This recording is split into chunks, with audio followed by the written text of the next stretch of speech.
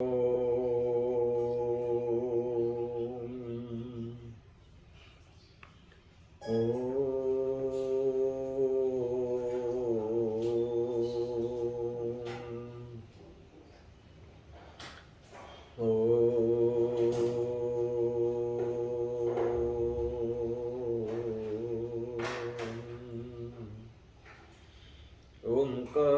बिन्दुसंयुक्तं नित्यं ध्यायन्ति योगिनः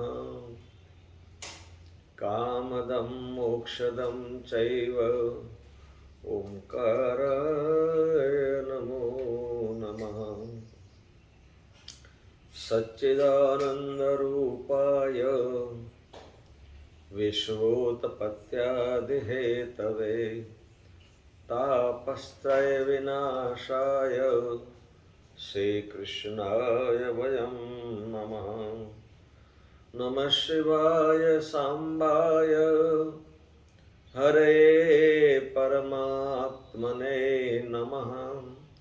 प्रणतक्लेशनाशाय योगिनां पतये नमः। ओम श्री सद्गुरु चरण कमलेभ्यो नमो नमः। ओम नमः शिवाय। अनंत कोटि ब्रह्मांड नायक स्वयंभू भगवान से गौतमेश्वर महादेव जी के चरणों में कोटि कोटि प्रणाम एवं मेरी आस्था का केंद्र ब्रह्मलीन सदगुरुदेव के चरणों में कोटि कोटि प्रणाम। क्षोत्रिय ब्रह्मनिष्ठ परिवाजकाचार्य अनंत से विभूषित समस्त संत वृंद के चरणों में मेरा प्रणाम। स ओम नमो नारायणाय। आत्मस्वरूप बंधुओं, भक्तवती माताओं, युवान दोस्तों, प्यारे बच्चों, आपके सबके हृदय में विराजमान भगवान गौतमेश्वर को मेरा प्रणाम।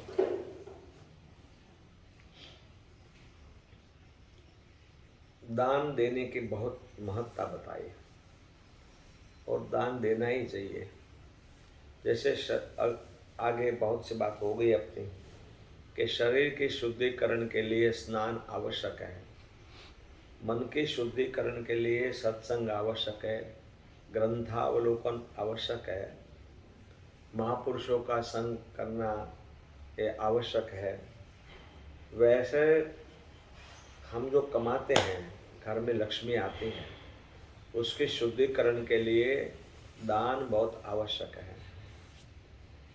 बुजुर्ग लोग जो कमाते थे उसी में से दशांश भाग निकाल देते, तब घर में बीमारियां कम आती थी, गलत रास्ते पे पैसा कम जाता था, बुद्धि शुद्ध रहती थी, बुद्धि पवित्र रहती थी। अब पता नहीं कैसा पैसा कमा के लाते हैं, उसका अन्न लाते हैं, वो अन्न हम खाते हैं, तो कहाँ से बुद्धि स्थिर रहेगी या सत्कर्म होगा। कई लोगों का प्रश्न है, इतनी कथाएं होती है, इतना संत महात्माओं प्रवचन करते हैं, इतने लोग यात्रा में जाते हैं, तब भी जितना सुधार देखना चाहिए उतना सुधार नहीं हो रहा है। इसका कारण क्या है? बस इसका कारण यही है कि लक्ष्मी के शुद्धिकरण नहीं है, और लक्ष्मी के शुद्धिकरण नहीं होने के कारण से जो अलक्ष्मी घर में आती है, वो अलक्ष्मी से हमारी बुद्धि कुबुद्धि हो जाती है, और बुद्धि कुबुद्धि हो जाती है तो हम कर्म अच्छे नहीं करते हैं, अशुभ कर्म करते हैं। वो अन्न आएगा घर में, वो भी ऐसा ही आएगा, शुद्ध अन्न आएगा, अपवित्र अन्न आएगा। वो खाने से हमारी बुद्धि कहाँ से शुद्ध रहेगी? तो दान करना चाहिए, लेकिन सुपात्र दान करना चाहिए। आपका पैसा सही जगह पे लगे, वो आपको देखना चाहिए। एक दफा एक भक्त हमारे पास आए, ये लगभग 35 साल पहले की बात है। सूरत से डायमंड का बहुत बड़ा व्यापारी थे। हमको आके कहे, मान जी चलो एक जगह पे जाना है। खुद सेल्फ ड्राइव करके आए थे। हमने पूछा, भाई ड्राइवर नहीं लाए हैं? बोले इसमें ड्राइवर नहीं रखा जाता है, एक काम ऐसा करने का है, जाने है। ठीक है चलो। वहाँ से सीहोर से 50-60 किलोमीटर 70 किलोमीटर गए। किसी के घर में, एक ब्राह्मण परिवार का घर था। वहाँ उस सज्जन ने, उस समय की बात है, 60,000 रुपया निकाला और 60,000 रुपया निकाल के उसको देने लग गए। उस सज्जन ने कहा कि नहीं, हम दान नहीं लेंगे, हम किसानी करते हैं, हम दान नहीं लेंगे। उस सज्जन ने बहुत आग्रह किया कि नहीं नहीं, हम दान नहीं देते हैं, ये पैसा आप रख लो, उससे व्यापार करना, उसमें नुकसान जाए तो पैसा हमारा गया हम याद नहीं करेंगे, और 3-4 गुना पैसा आप कमाओ तो हमारा मूल पैसा हमको वापस करना, हम दान नहीं करते। बहुत जोर लगाया, फिर भी वो नहीं लेते थे। बहुत जोर लगा के 20,000 रुपया उसको तो ज़बरदस्ती दिया। जब उसके बेटे को पता चला कि मेरे पिताश्री ने 20,000 रुपया लिया है, तो उसने पिता ने कहा, ये वापस कर दो, नहीं तो हम तुम्हारे घर का पानी भी नहीं पिएंगे। बहुत लंबी बात है। बड़े महाराज जी कहते थे,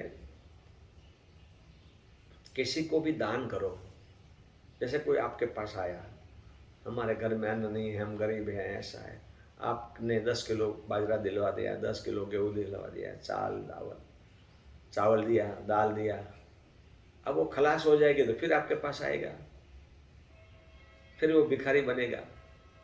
बोले एक काम करो, उनको आलू की एक जो ठेला है वो उनको दिलवा दो।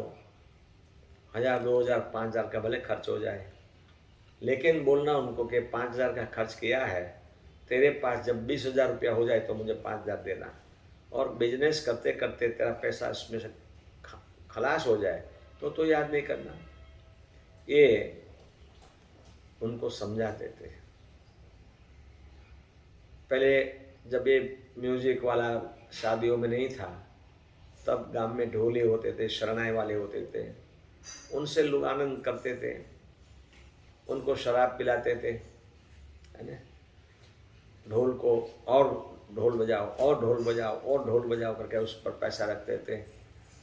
बड़े महाराज, एक दफ़ा हमारे सामने की बात है, किसी को कहा, अरे भाई इतना पैसा बर्बाद करके ढोली को शराब पिलाते हो, वो बेचारा बीमार हो जाएगा, इसकी जगह इतना ही पैसे से उसका एक छोटा सा घर बना दो। आपके बेटे की शादी उनको सब सारी जिंदगी याद रहेगी कि फलाना पटेल के यहाँ शादी हुई थी तो उसने हमारा एक छोटा सा घर बना दिया, वो याद रहेगा।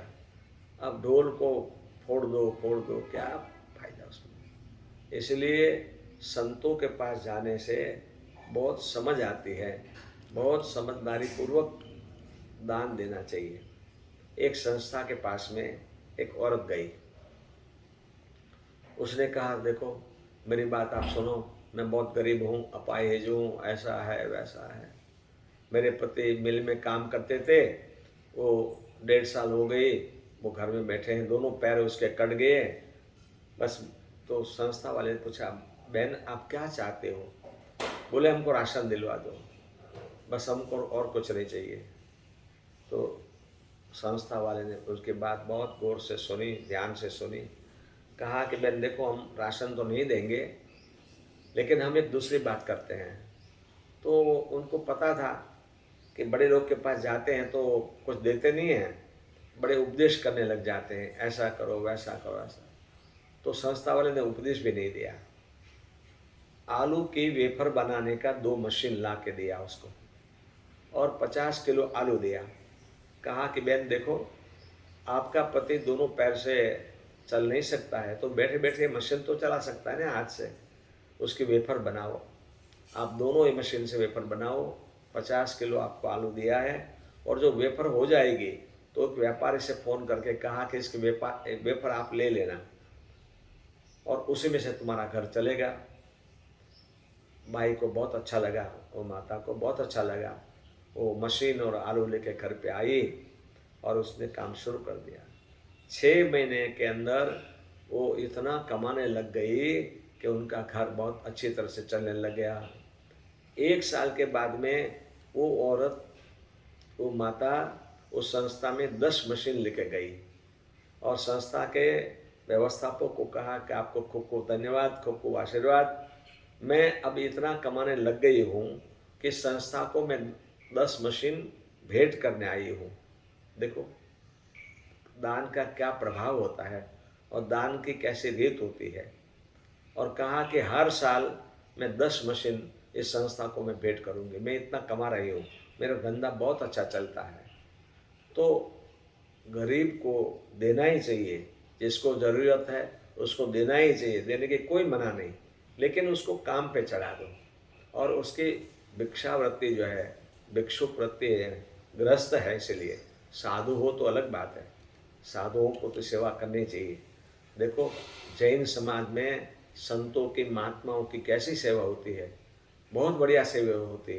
कहीं देखो जैन साधुओं को कहीं आपने बाहर घूमते फिरते देखा? कहीं नहीं देखा। रहने की, ठहरने की, उसके वस्त्र की, औषध की, भिक्षा की पूरी व्यवस्था होती है उनकी।